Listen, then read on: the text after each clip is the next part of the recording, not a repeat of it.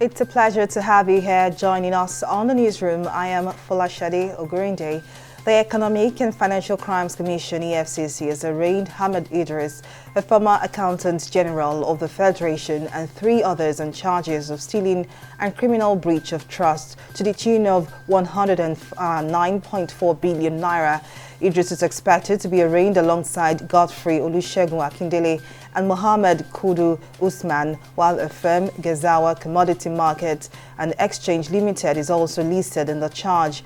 All 4 will be arraigned on 14 counts 2 months after Idris was arrested by the EFCC on May the 16th. It was suspended 2 days later and replaced on May 22nd. The presidential candidate of the Labour Party, Peter Obi, has asked the Federal High Court in Abuja to dismiss a suit seeking a disqualification for nominating his campaign manager Doyin Okupe as his placeholder. Last week, the People's Democratic Party had asked the court to bar Obi from replacing Okupe as his running mate. The PDP had also prayed the court to prevent the All Progressives Congress presidential candidate Bola Ahmed Tinubu from replacing Kabiru Masari as his running mate. Still in politics, the presidential candidate of the People's Democratic Party, PDP, Atiku Abubakar, says he did not pick Nyesom Wike, governor of Rivers State, as his running mate because he wanted someone he could work with amicably.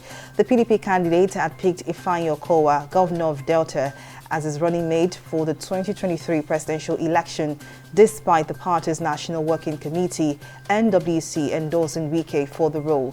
The choice had created a friction within the party, with a group of aggrieved stakeholders insisting that Wike should be picked. Japan's government has urged people to exercise the highest level of vigilance after the country reported a record number of new COVID-19 cases in a new wave of infections driven by the highly transmissible BA.5 subvariant.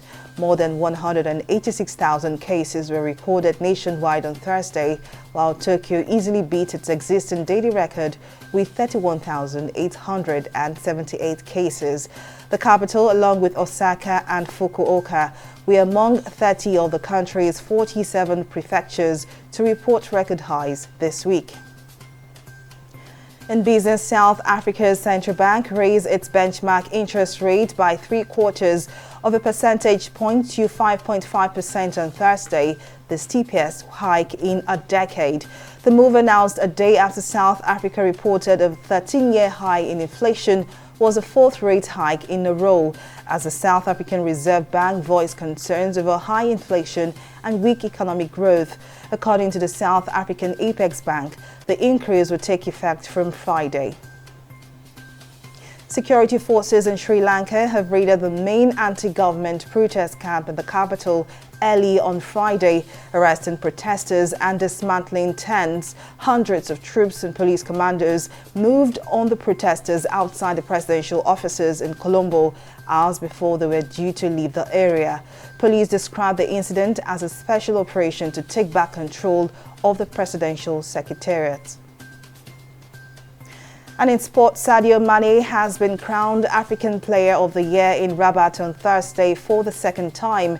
The Senegal forward first won the honor in 2019 while he was at Liverpool.